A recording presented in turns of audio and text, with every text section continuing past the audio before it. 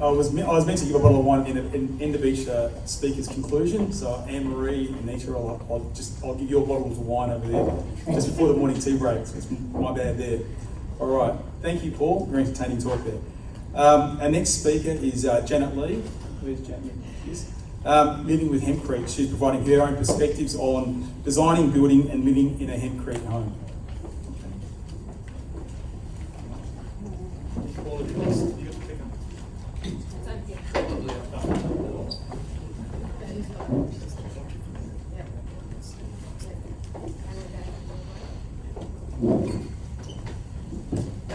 I did think about wearing a platform so I could be seen over the lectern, but maybe I'll just stand to the left. No, I better not. All right, I guess my perspective is the small perspective in many ways, in the sense that we're talking about an individual house that we built. And I heard Paul talk about that, you've got to think big, but I think the two ends of that market to scale thing is the consumer. So as consumers, we can start asking our architects, well, how about hemp?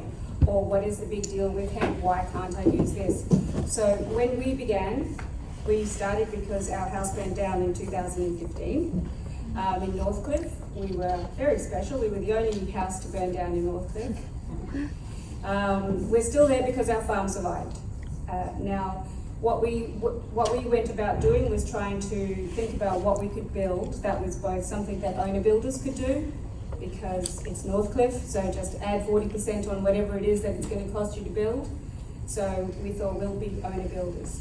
As part of being owner builders, Jeff, my partner in crime, did a hemp course, so probably with Paul and some of the other guys here way back in the beginning. And hemp ticked all the boxes for him.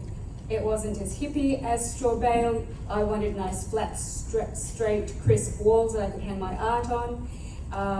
And it had the certification, not Australian, British certification. So BCA certified. We were buying the product from Donald Koo, because that's the only place that hemp was available as far as we could see back then.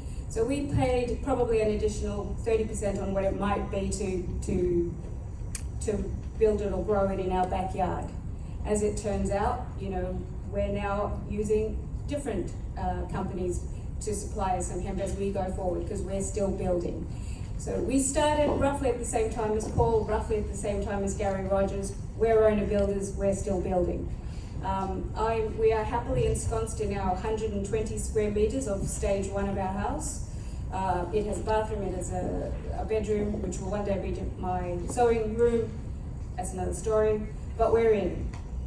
Now, what I'm going to talk about is what it's been like living in that house after 5 years, because that's how long we've been in there, despite the fact that one of those walls is a temporary wall, just plywood with all of the silation, the blue stuff that you put. So that's where we're living. And that's what I'm going to talk about, just the fact what it feels like after 5 years. I'm also going to just chat on what we now have to do in terms of finishing that house and who we're dealing with. Because we're now considering not being owner builders anymore. We're past our 50s, and it was hard work. Some of the scales that people talk about, that it's more than double brick, is probably true. And a large part of that has to do with labour. There is just, it's a timber frame house with some formwork, and you ram this stuff in as insulation. But that ramming stuff in takes a certain amount of time. It obviously takes a certain expertise. If you're a builder, you've got all the time in the world. We rammed and infilled our entire half house in 1 month, and that was Jeff and I and a couple of people that we hired. We didn't work 7 days a week. We're not that kind of farmer, but there was a time frame to the line that you have to keep going with. So what we built is that single level ColourBond timber house. We also built that carport that's slightly angled to the side, and everything else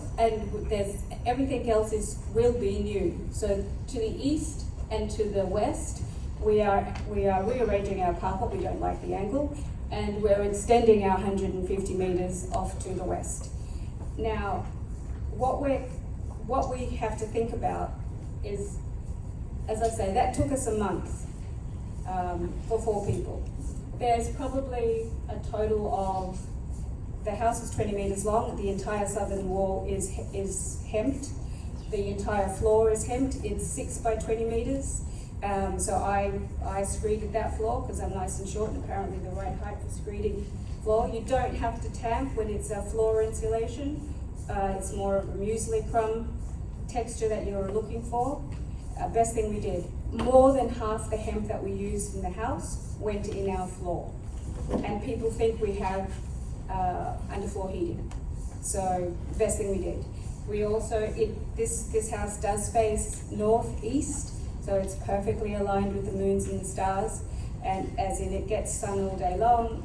It's protected from the sun in the summertime, etc., etc. So that was when we were still a bit young. We've been there for 5 years now, and we now have to think about, can we own a builder again?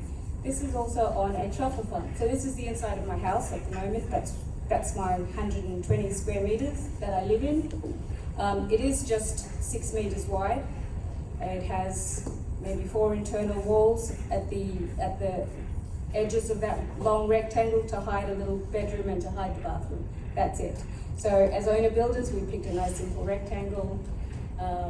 Yes, we wanted to do all the right things. Unfortunately, our hemp came from our hemp came from Spain, our lime came from France, but our council was more than happy to accept that these products, these trademarked products, had a BCA history. So our little tiny council in Manjimup approved our building method. That could also be that they felt sorry for us with the house burning down and making sure that we were back on, had shelter over us, whatever. They were more than happy to accept British certification for this product. That was then. Hopefully we're obviously moving on from that, and that Australia was getting its own certification and things are smoother again. Now, what it's been like living in this house, people don't know anything about hemp. Some people don't know much about hemp as a building product. It is incredibly clean house. We have hemp that is, in some of the photos I will show, the bathroom wall, we have a hemp wall that is still raw. What I mean is we haven't rendered it. We've rendered a certain part of it and we've sealed the other part with some German wax product that you brush on. And before we put a door on our bathroom, we never saw the mirror fog up, not once. So now we do see that, but again, it is an incredibly breathable product. So we don't experience any mold, any smells, any concerns. With the only window that we have is quite high. My house is a skillion roof, 3 meters to 3.6. The bathroom has a long skinny window that opens inwards to let air out at about 2.4 meters. That's the only window. So it's a clean house. It's a warm house. The floor is part of it. It also has a certain quietness about it. It's not a perfectly sealed house. Partly it does breathe, partly it's owner builders, partly there's a temporary wall, all of those things. But it is a really quiet house. We do hear the ocean 5 kilometers away when it thunders, and we get that lovely hitting of waves. But there is certainly a quality to a hemp house that I have not felt in any other house. I have friends that have straw bale houses. They have something of that quality. Their walls are much thicker than ours. Our walls are 250 mil thick. Hemp houses are generally 300-400, something like that. So straw bale is a comparable feeling of the house. Rammed lime, I have not felt quite as clean in. It does seem to be, perhaps because of its non-breathability, I'm not quite sure, it does have a different quality. So hemp has certainly a feeling of being clean, fresh air. It's some of the comments that I get with visitors or friends coming to be with us, just how it may be cold outside, it feels both warm inside but fresh. So there is something about that. And as I say, I have the entire 120 square meters of my floor as hemp, and MGO underneath it, breathable fibre. So again, that's, I suspect, where most of my breathing in and breathing out is happening with my house. So that's my entrance, that's my bathroom, our front door over there. Again, this is more of my entrance. I'm just trying to get close to the walls. Again, we did it, so there are some cracks, there are some signs of where the people got a bit lazy with watering at the end of the day and not making that completely seamless break. I just wanted to show the meeting of hemp with a number of different products. So hemp there is meeting a ceiling, which is the only drop ceiling in the house. So we do not have hemp on the ceiling or in our roof. We used it in our floor. To owner builders, we weren't quite sure what that would be like, so we've just gone for the floor. It is a crisp product. It is sharp lined. It can be a modern look, and that's what we were after. So this is our house. We used oriented strand board on our ceiling. As you can see, I hope it is crisp. You can put flat artwork on the walls. It's matte. You can both have straight lines and the sense of something handmade. Now, what we're doing now is that we are looking to extend. So we need to add another 150 square meters to this thing. Why? I don't know. There's just two of us. It suddenly strikes me that I've lived completely comfortably, sort of, in 120, but apparently I need more. So, okay, I'm going to go for another 150 square meters. Thanks. So in my additional 150 square meters, I'm needing to deal with architects. I'm on to my second. And they're fine. As an owner builder, I had already gone through hemp, so I didn't need any additional research. Some of the links there are fantastic research links, and every owner builder or new consumer should know something about hemp before they begin into it. Yes, we might be starting small, but you need to know the product. Why? Because when we were doing our engineering works, engineers specified a certain amount of stumps per square whatever, didn't take into account how much more the hemp would weigh when wet. And it's wet for a little while until it cures. So this is something that you need to know, because we told the architect, we told the engineer, they went away, gave us back the certificate. Husband looked at it, he's a bit meticulous, let's not say anal, and he said, no, that doesn't look right, I'm gonna have a better look. We doubled what we needed to do, and that was not much fun, but so you need to know these things. In the new build, we're planning to put ceiling on the roof. And as I mentioned, we are also working to not be owner builders. So we are considering prefabricated products. I think there's SIPs is a product that's out there, insulated panels. Is that heresy to talk about some other product other than hemp in this? I hope not. It means that we will be able to continue using hemp and not be owner builders. We're now approaching 60, that's not something we want to be up on 3 meters, and so insulated panels. Also, at the moment, builders are not charging an additional 25% for everything because it's COVID 2021. I have to pay an additional 40% because I'm in Northcliffe and it's a long way to go. So we're not going to double our price by doing that. So we're considering insulated panels. In fact, so this is the architect I'm working with. There was nothing particular that I needed to say to him. He simply asked, he's obviously having to match up to the existing build, so he just wanted to know how thick the existing walls are. So I don't come from this fresh to an architect, I came with information, but you should too. I also came from an existing wall that he needed to meet, so sure.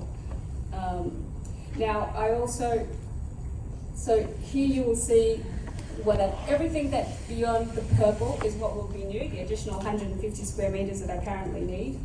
And what is colored there are different colored walls. So I don't know quite how the pointer works, but the yellow ones, or the mustard colored ones, they will be rammed limestone. She was complaining about rammed limestone. These will be exterior walls, like boundary walls.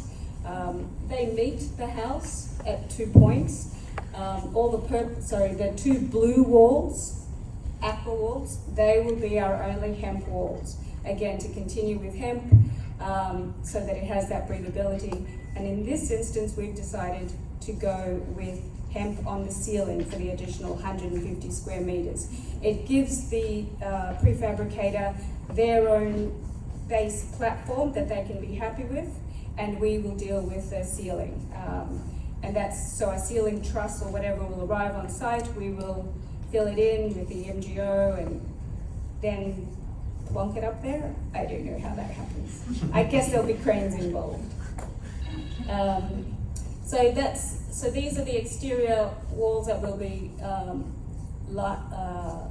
rammed lime. There are the cladding walls that in dark, they will be, some of those will be all of the prefab people. And we are, this is a company that we're dealing with. And the questions to ask them are sort of things like, well, who needs to be there first? Hemp needs to cure. How long, what time do you take before you need to be there? And I've moved on. So again, we're staying informed. We're making sure that we know what questions to ask either prefabricators or architects. And because we will be ramming our 2 walls and probably doing our ceiling, and then we have to coordinate with a house that arrives from a factory, and also this exterior lime rammed, which somebody else will do. So that's it, I think. Just I'm more than happy to answer all kinds of questions. I have been answering all kinds of questions for people that have started their own hemp houses down south, and I'm happy to do so. It's a fantastic product. It's not scary. A little person like me can do it. Anybody can do it.